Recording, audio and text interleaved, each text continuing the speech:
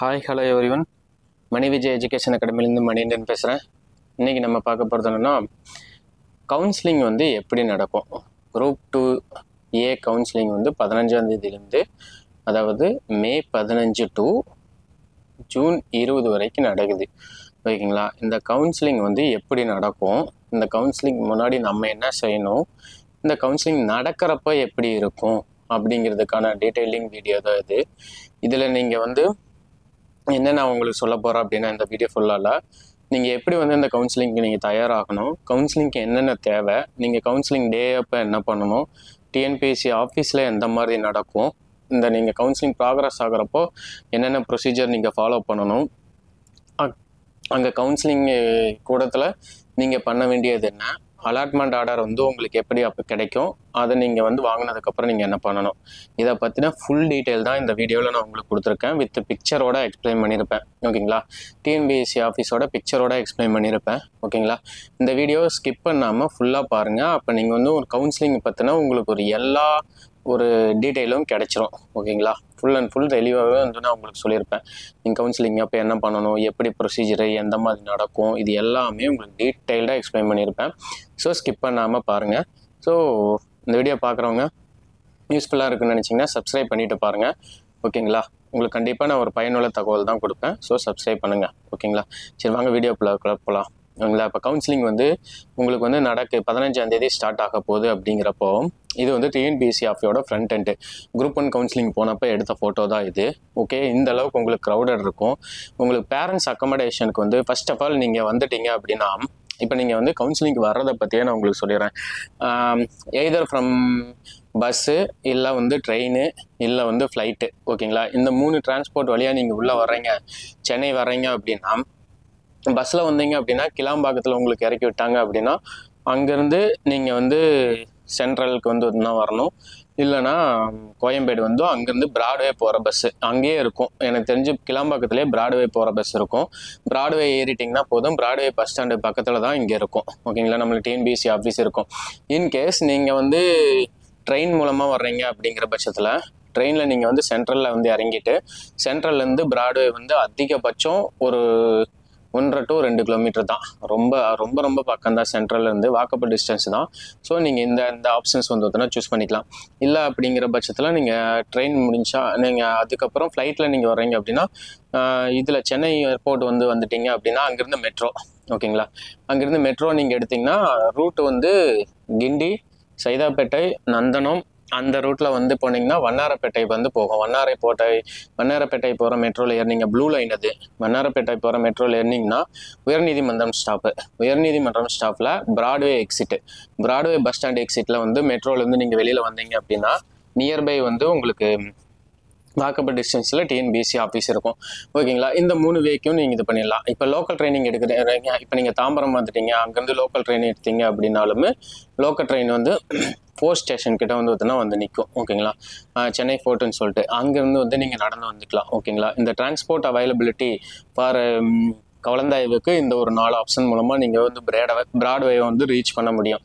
Okay, நீங்கள் அங்கே வந்து தங்கணும் அப்படிங்கிற பட்சத்தில் சென்ட்ரலை சுற்றி நிறையா ஹோட்டல்ஸ் வந்து உங்களுக்கு அவைலபிலிட்டி இருக்குது. ஸோ நீங்கள் அங்கே வந்து நீங்கள் தங்கிக்க முடியும். ஓகேங்களா? ஸோ நான் உங்களுக்கு ஏதாச்சும் டீட்டெயில் வேணும் நீங்கள் கேள்விப்பட்டீங்கன்னா, அங்கே இருக்கிற நான் ஹோட்டல் டீட்டெயில்ஸ் கான்டாக்ட் நான் உங்களுக்கு வாங்கி தரேன். நான் அது கம்யூனிட்டிலையோ இல்லை நான் அடுத்த வீடியோவில் உங்களுக்கு நான் வந்து சொல்கிறேன். நீங்கள் அதை பற்றி டீட்டெயில் வேணும்னு நினச்சிங்கன்னா எனக்கு கமெண்ட் பண்ணுங்கள். ஓகேங்களா? ஸோ இப்போ நீங்கள் வந்து ரீச் பண்ணிடுறீங்க. ஃபார் எக்ஸாம்பிள் 10 மற்றும் 10:30 தான் உங்களுக்கு வர சொல்லியிருக்கிறாங்க. நீங்கள் ரீச் பண்ணுறது வந்து பார்த்துட்டிங்கன்னா ஒரு 1 ஹவருக்கு முன்னாடி. ஓகேங்களா? மேக்ஸிமம் 1 ஹவருக்கு முன்னாடி அங்கே ரீச் பண்ணிடுங்க. இப்போ 10 மணிக்கு உங்களை வர சொல்லியிருக்காங்க அப்படின்னா நீங்கள் 9க்கு வந்து அங்கே இருக்கணும். அதே மாதிரி 11:30க்கு வர சொல்லிக்கிறாங்கன்னா 10:30க்கு நீங்கள் அங்கே கம்பல்சரி நீங்கள் அங்கே ப்ரெசென்ட் ஆகிருக்கணும். ஓகேங்களா? 1 ஹவருக்கு முன்னாடி நீங்கள் அங்கே ரீச் ஆகிற அளவுக்கு நீங்கள் உங்களோட ட்ராவல் பிளானை வந்து பிளான் பண்ணிக்கங்க. ஓகேங்களா? இப்போ டிஎன்பிஎஸ்சி ஆஃபீஸ் வந்துட்டீங்க அப்படின்னா உங்களுக்கு வந்து மெமோ கொடுத்துருப்பாங்க. இதான் டிஎன்பிஎஸ்சி ஆஃபீஸோட என்ட்ரன்ஸு. இந்த இப்போ நான் டிஸ்பிளே பண்ணிட்டு இருக்கிற ஃபோட்டோ தான் டிஎன்பிஎஸ்சி ஆஃபீஸோட என்ட்ரன்ஸு. இங்கே பேரண்ட்ஸு யாருமே அலௌடு கிடையாது. ஓகேங்களா? பேரண்ட்ஸு, ஹஸ்பண்டு யாருமே அலௌடு கிடையாது. கேண்டிடேட் மட்டும்தான் அலோவ் பண்ணுவாங்க. அதுக்கு அந்த மெமோவில் இருக்கும் பார்த்தீங்களா கியூஆர் கோடு, அந்த கியூஆர் கோடு ஸ்கேனரு. இது டிஎன்பிஎஸ்சியோட front entrance. QR code scanner இப்போ இப்போ இவங்க வச்சுட்டு இருக்காங்க பார்த்தீங்களா, இந்த மாதிரி ஸ்கேன் பண்ணதுக்கப்புறம் தான் நீங்கள் வந்து உள்ளே அலோவ் பண்ணுவாங்க. இந்த சிஸ்டம் தான் வந்து அங்கே ஃபாலோ பண்ணுவாங்க. சம்டைம்ஸ் வந்து போலீஸ் வந்து மெமோவை பார்த்துட்டு நீங்கள் டேரெக்டாக கூட அலோவ் பண்ணுவாங்க. ஓகேங்களா? யார் யாருக்கு எக்ஸம்ஷன்ஸ் வந்து பார்த்தீங்கன்னா கொடுப்பாங்க அலோவ் பண்ணுறது, அதாவது இந்த கேட்டுக்குள்ளார அலோவ் பண்ணுறதுல யார் யாருக்கு எக்ஸம்ஷன்ஸ் மீன்ஸ் என்னென்னா, கேண்டிடேட் மட்டும்தான் கவுன்சிலிங்க்கு அலோவ்டு. ஆனால் ஒரு ப்ரெக்னென்ட் லேடினா கூட அசிஸ்டண்ட்டுக்கு ஒருத்தங்களை கூப்பிட்டு போய்க்கலாம், இல்லை குழந்தை இருக்குது ரொம்ப கை குழந்தை அப்படின்னா அவங்கள கேரி பண்ணுறதுக்கு ஒருத்தங்களை கூப்பிட்டு போய்க்கலாம். ஓகேங்களா? ஆனால் நீங்கள் வந்து வேறு எந்த எக்ஸம்ஷனல் கேசஸுக்கும் இப்போ மாற்றுத்திறனாளிகள் அவங்களுக்கு ஒரு அசிஸ்ட் வேணும் அப்படின்னா கூட வந்து அவங்கள ஒருத்தங்களை கூப்பிட்டு போய்க்கலாம். ஸோ நார்மல் பர்சனுக்கு அவங்கள தவிர வேறு யாரையுமே அலோவ் பண்ண மாட்டாங்க. நான் கலந்தாய்வுக்கு தேவையான சர்டிஃபிகேட் டீட்டெயில்ஸ் ஃபுல்லாக போன வீடியோலேயே வந்துட்டுனா நான் உங்களுக்கு போட்டிருப்பேன். ஸோ இந்த வீடியோவில் வந்து நான் இந்த கலந்தாய்வை பற்றி டீட்டெயில் ஃபுல்லாக உங்களுக்கு நான் எக்ஸ்பிளைன் பண்ணுறேன். ஓகேங்களா? ஸோ நீங்கள் வந்து அந்த இன் பர்சன் மட்டும்தான் நீங்கள் உள்ளே போக முடியும். இந்த கேட்டுக்குள்ளே அதாவது பேரண்ட்ஸ் எல்லாம் என்ன சார் பண்ணுறது அப்படின்னு சொல்லி கேட்டிங்கன்னா, இந்த சைடு இங்கே நின்றுக்கலாம் முன்னாடி. அதே மாதிரி டிஎன்பிசியோட லெஃப்ட் சைடில் வெயிட்டிங் ரூம்னு சொல்லிட்டு இருக்கும். சரி, ரைட் சைடு இப்போ இங்கேருந்து இந்த வியூவில் பார்த்துட்டிங்கன்னா ரைட் சைடில் வந்ததுன்னா உள்ளே போனோம்னா ஒரு வெயிட்டிங் ரூம்னு சொல்லிட்டு இருக்கும். அங்கே அதிகபட்சம் ஒரு 20 to 25 பேர் அக்காமடேட் ஆக முடியும் பேரண்ட்ஸு. அங்கே இது டாய்லெட் ஃபெசிலிட்டிஸ் இருக்கும், வாட்டர் ஃபெசிலிட்டிஸ் அரேஞ்ச் பண்ணி வச்சுருப்பாங்க. பட் ஆனால் ஒரு 20 பேர் மட்டும்தான் உங்களுக்கு வந்து இருக்க முடியும். மித்த யாரும் வந்து அங்கே வெளியில் நிற்க முடியாது, அதாவது அங்கே உட்காந்துருக்க முடியாது. நார்மல் சீட்டிங் அரேஞ்ச்மெண்ட் மட்டும் தான் பண்ணியிருப்பாங்க. ஓகேங்களா? ஸோ பேரண்ட்ஸ் நீங்கள் வர மாதிரி இருந்ததுன்னா மினிமமாக கூப்பிட்டு வந்துக்குங்க. ஓகேங்களா? உங்கள் சப்போர்ட்டுக்கு ஒருத்தரை மட்டும் கூப்பிட்டு வந்தீங்க, ஒரு 2-3 பேர் வந்தீங்க அப்படிங்கிற பட்சத்தில் அக்கமடேஷன் உங்களுக்கு கஷ்டமாக இருக்கும். பிகாஸ் ஆஃப் ஒரு 10 மணிக்கு போகிறவங்க வந்து மினிமம் 1 to 2 மணி இல்லாமல் வெளியில் வரமாட்டாங்க. 11:30 போகிறாங்க 3 to 4 மணி இல்லாமல் வரமாட்டாங்க. ஓகேங்களா? ஸோ அப்படிங்கிற பட்சத்தில் அந்த தங்குறதுக்கோ அதாவது வெளியில் நின்றுட்டு இருக்கிறதுக்கான ஃபெசிலிட்டிஸை நீங்கள் வந்து இவ்வளோ தான் டிஎன்பிஎஸ்சியில் அரேஞ்ச் பண்ணியிருப்பாங்க. ஒரு 20 to 30 மெம்பர்ஸ்க்கு இப்போ வெயில் ஓவராக இருக்குது. ஸோ வந்து நீங்கள் அதுக்கேற்ற மாதிரி பேரண்ட்ஸை கூப்பிட்டு வந்துங்க. கேண்டிடேட் ஒருத்தர் மட்டும்தான் உள்ள அலௌடு. இந்த கேட்டுக்குள்ளார் உள்ளே போனோன்னே இந்த இடம் தான் வந்து பார்த்தீங்கன்னா உங்களுக்கு இருக்கும். இந்த இடத்துல நீங்கள் அந்த வேனெல்லாம் இருக்குது பார்த்தீங்களா, அந்த வேனுக்கு கீழே வந்து உள்ளே போனோம்னா பார்க்கிங் ஏரியா, இப்போவே காரெல்லாம் நின்றுருக்கு பாருங்கள். இந்த பார்க்கிங் ஏரியாவில் தான் உங்களுக்கு சர்டிஃபிகேட் வெரிஃபிகேஷன் நடக்கும். ஓகேங்களா? இப்போ நம்மளுக்கு வந்து 50 டேபிள் வந்து போட்டிருக்காங்க. ஒரு டேபிளுக்கு அதிகபட்சம் 4 பேர். ஸோ ஒரு செஷனில் 10 மணி செஷனில் வந்து பார்த்தீங்கன்னா 200 பேர்த்துக்கு வந்து ஒரு சர்டிஃபிகேட் வெரிஃபிகேஷன் நடக்கும். அப்போ ஒரு டேபிளுக்கு 4 பேர். ஓகேங்களா? இந்த இதுக்குள்ளார உள்ளே போயிட்டீங்க அப்படிங்கிற பட்சத்தில் தான் இங்கே அதாவது அங்கே என்ட்ரன்ஸில் வந்து நீங்கள் ஸ்கேன் பண்ணிவிட்டு அதுக்கப்புறம் இங்கே உள்ளே வர்றீங்க. உள்ளே வந்ததுக்கப்புறம் இந்த இடம் தான் இது வந்து பார்க்கிங் ஏரியா. ஓகேங்களா? இந்த இடத்துல திரை போட்டு மறைச்சிருக்காங்க பார்த்தீங்களா. சம்டைம்ஸ் இந்த இடத்துல ஓப்பனாக இருக்கும். இங்கேருந்து பேரண்ட்ஸ் வந்து நம்மளால் பார்க்க முடியும். இப்போ அதாவது இப்போ உட்காந்துக்கிறாங்க பாருங்கள். இது வந்து டிஎன்பிஎஸ்சியில் வெப்சைட்லேருந்து எடுத்த ஃபோட்டோ. இந்த ஃபோட்டோவுக்கு பின்னாடி வந்து திரை போட்டு மறைச்சிருக்காங்க பார்த்தீங்களா. இந்த திரை போட்டு மறைச்சிக்கிற இடத்துலேருந்து பேரண்ட்ஸ் உங்களை நல்லாவே பார்க்கவே முடியும். பட் ஆனால் அவங்க உள்ளே வந்து வர முடியாது. கம்யூனிகேட்டும் பண்ணுறது வந்ததுன்னா கஷ்டம். ஓகேங்களா? கம்யூனிகேட் பண்ணுறதோட ஒரு சர்டிஃபிகேட் வெரிஃபிகேஷன் முடிஞ்சிச்சுன்னா ஓரளவுக்கு வந்து நீங்கள் பார்த்துக்கலாம். பட் ஆனால் அங்கே உள்ளே வர முடியாது. நீங்கள் இங்கேருந்து பேரண்ட்ஸ் வந்து பார்த்துக்கலாம். இந்த இடத்துல இந்த திரைக்கு லெஃப்ட் சைடில் தான் வந்துட்டுனா அந்த வெயிட்டிங் ரூம் இருக்கும். 20 to 25 மெம்பர்ஸ் வந்து உங்களுக்கு அக்காமடேட் ஆகிற மாதிரி இருக்கும். ஓகேங்களா? ஸோ இது வந்து பழைய சிஸ்டம் ஆஃப் ஃபோட்டோ. அதனால் வந்து இந்த மாதிரி இது வந்து ஒவ்வொருத்தருக்கும் ஒரு பார்த்தீங்களா, இதான் டேபிள் சொல்லுவாங்க. ஒவ்வொரு பர்சனுக்கும் ஒவ்வொரு டேபிள் வந்துட்டுனா இருக்கும். அந்த டேபிள் நம்பர் படி வந்துட்டுனா நம்ம போயிட்டு வந்து உட்கார்ற மாதிரி இருக்குது. இப்போ உங்களோட அந்த டேபிள் நம்பரு உங்களோட கவுன்சிலிங் மெமோலேயே இருக்கும். அந்த மெமோ பார்த்துக்கிட்டே உங்களுக்கு டேபிள் நம்பர் என்ன அப்படின்னு சொல்லிட்டு நீங்கள் தெரிஞ்சுக்குவீங்க. ஸோ அந்த டேபிள் ஆர்டரில் போயிட்டு நீங்கள் வந்து உட்காந்துருவீங்க. ஒவ்வொருத்தரும் கவுன்சிலிங் நடக்கும். இப்போ இந்த இதில் பார்த்துட்டிங்க அப்படின்னா இந்த ஸ்டாஃப் பார்த்தீங்கன்னா அந்த அவங்ககிட்ட ஒரு டேட்டா இருக்கும், டேட்டா சீட்டு. இங்கே ஒருத்தங்க பாருங்கள், கேண்டிடேட் பாருங்கள், ஒரிஜினல் சர்டிஃபிகேட் வந்ததுன்னா கொடுப்பாங்க. இந்த ஒரிஜினல் சர்டிஃபிகேட் வந்து அவங்க பார்த்து போட்டு அந்த டேட்டா சீட்டில் வந்து அவங்க டிக் மார்க் பண்ணிவிட்டு சைன் பண்ணுவாங்க. இது வந்து பழைய சிஸ்டம். ஓகேங்களா? இப்போ எப்படி நடக்கும் அப்படின்னா, இங்கே இருக்கிறவங்ககிட்ட 2 பேர் இருப்பாங்க. ஒரு டேபிளுக்கு 2 பேர் வெரிஃபை பண்ணுவாங்க. இங்கேயே பாருங்கள், ஒரு டேபிளுக்கு 2 பேர் வெரிஃபை பண்ணுவாங்க. ஒருத்தர்கிட்ட டேப் இருக்கும், இன்னொருத்தர் தான் அந்த சர்டிஃபிகேட் வந்து வெரிஃபை பண்ணுவார். அந்த சர்டிஃபிகேட் எப்படி அரேஞ்ச் பண்ணணும் அப்படின்னு சொல்லிட்டு நான் உங்களுக்கு போன வீடியோலேயே சொல்லியிருப்பேன். போன வீடியோவில் நீங்கள் எப்படி வந்து சர்டிஃபிகேட் அப்லோட் பண்ணியிருக்கீங்களோ அதே ஆர்டர் அதே அரேஞ்ச்மெண்ட்டில் நீங்கள் வச்சுருங்க. ஓகேங்களா? அதே அந்த ஆர்டரில் தான் டேப்லேயும் இருக்கும். ஓகேங்களா? இப்போ இவர் வந்து கையில் வந்து நோட் பண்ணியிருக்காரு பாருங்க. அவர்கிட்ட வந்து இப்போ வந்து டேப் இருக்கும். டேபில் வந்து வந்துட்டுனா உங்களோட சர்டிஃபிகேட் வந்து இந்த சைடு லெஃப்ட் சைடு உட்காந்துக்கிறவர் கரெக்டாக சொல்லிக்கிட்டே இருப்பார். இவர் கரெக்டாக இருக்கும் பட்சத்தில் டேபில் வந்து ஓகே பண்ணிகிட்டே வருவார். ஓகேங்களா? இந்த ஓகே பண்ணி முடிச்சதுக்கப்புறம் உங்கள் சர்டிஃபிகேட் வெரிஃபிகேஷன் முடிஞ்சதுக்கப்புறம் அதுக்கப்புறம் தான் நீங்கள் வந்து கலந்தாய்வுக்கு போவீங்க. ஓகேங்களா? இது சர்டிஃபிகேட் வெரிஃபிகேஷன் முடிச்சுட்டு நீங்கள் வந்து ரெஃப்ரெஷ்மெண்ட்டுக்கு சொல்லிடுவாங்க. ரெஃப்ரெஷ்னா ஒரு டீ பிரேக்ஸ்க்கு ஒரு சின்ன பிரேக் மாதிரி இருக்கும். சின்ன பிரேக் வந்து நீங்கள் டீ குடிச்சிக்கலாம், இல்லைனா நீங்கள் அங்கே கொஞ்ச நாள் வெயிட் பண்ணலாம். வெயிட் பண்ணோடனே வந்து கவுன்சிலிங்க்கு வந்து அரேஞ்ச்மெண்ட் ஸ்டார்ட் ஆயிரும். கவுன்சிலிங் அரேஞ்ச்மெண்ட் ஸ்டார்ட் ஆகுது அப்படின்னா இப்போ உங்களுக்கு 200 பேர்த்துக்கும் சர்டிஃபிகேட் வெரிஃபிகேஷன் முடிச்சுட்டு தான் ஸ்டார்ட் பண்ணுவாங்க. இப்போ ஃபார் எக்ஸாம்பிள் நான் ஃபஸ்ட் டேபிளில் எனக்கு 4 பேர்த்துக்குமே ஒரு 1/4 மணி நேரம் டு 20 நிமிஷத்தில் முடிஞ்சிச்சு அப்படின்னா கூட 50th டேபிள் வரைக்கும் அந்த 200 பேர்த்துக்கான சர்டிஃபிகேட் வெரிஃபிகேஷன் முடிஞ்சதுக்கப்புறம் தான் கவுன்சிலிங் ஸ்டார்ட் ஆகும். ஓகேங்களா? ஒருத்தருக்கு வந்து பெண்டிங் இருந்தால் கூட வந்து கவுன்சிலிங் ஸ்டார்ட் ஆகாது. ஸோ அந்த 200 பேர்த்துக்கு வந்து முடிச்சுடுவாங்க. அது வரைக்கும் நீங்கள் வெயிட் பண்ணுற மாதிரி இருக்கும். முடிச்சதுக்கப்புறம் இந்த இதில் இப்போ இங்கே உட்காந்துருக்காங்க பார்த்தீங்களா, இங்கே உட்காந்துக்கிறவங்களோட ரைட் சைடில் தான் இந்த பில்டிங் இருக்கும். ஓகேங்களா? தமிழ்நாடு அரசு பணியாளர் தேர்வாணையம் கலந்தாய்வு கூடம்னு சொல்லி போட்டிருப்பாங்க. இங்கே தான் உங்களுக்கு கவுன்சிலிங் நடக்கும். சம்டைம்ஸ் இந்த கூட்டத்துக்குள்ளார ஒரு 50 பேராக கூட விடுவாங்க, இல்லை 100 பேரை கூட விடுவாங்க, இல்லை சேர ஒரே பேட்ச் 200 பேர்த்த கூட வெயிட்டிங்கில் வந்து வச்சிருக்கலாம். ஓகேங்களா? அது டிஎன்பிஎஸ்சியோட அந்த சமயத்தில் டெசிஷன். ஓகே, ஃபர்ஸ்ட் 50 பேர்த்த வந்து கவுன்சிலிங்க்கு வந்து விட்டுட்டு அடுத்த 50 பேர் நம்ம அந்த சர்டிஃபிகேட் வெரிஃபிகேஷன் பண்ண இடத்துல வெயிட் பண்ணிட்டு இருப்பாங்க.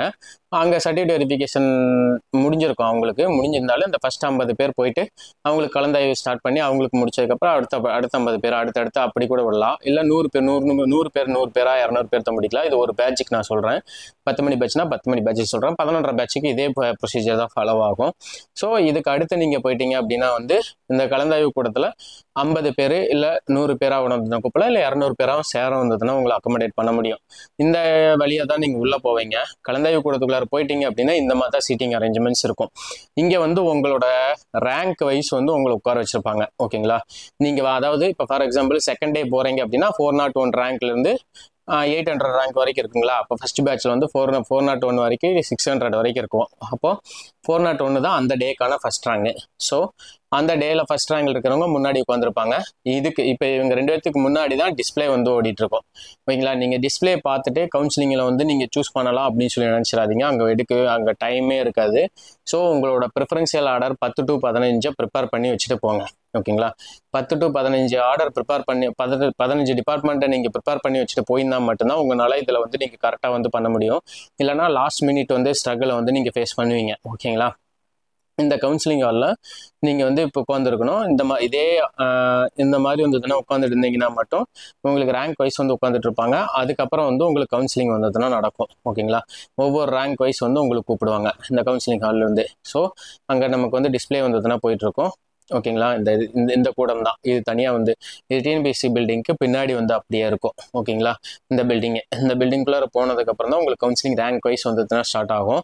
கவுன்சிலிங் ரேங்க் வைஸ் ஸ்டார்ட் ஆகுது அப்படின்னா ஒரு ஃபஸ்ட்டு 10 பேர் அப்படி உள்ளே போகிறாங்கன்னா ஒருத்தர் உள்ளே போகிறாங்க அப்படிங்கிற பட்சத்தில் மைக்கில் போயிட்டு உங்கள் நேமு, உங்களோட serial number or overall rank சொல்லிவிட்டு உங்களோட நீங்கள் என்ன சொல்கிறீங்களோ அந்த டிபார்ட்மெண்ட்டோட கோட் இருக்கும். அந்த கோடு எங்கேன்னா நம்ம டிஸ்ட்ரிபியூஷன் ஆஃப் வேகன்சியில் பார்த்தீங்கன்னா லெஃப்ட் சைடு இருக்கும். ஒவ்வொரு டிபார்ட்மெண்ட்டுக்கும் ஒவ்வொரு கோட் இருக்கும்.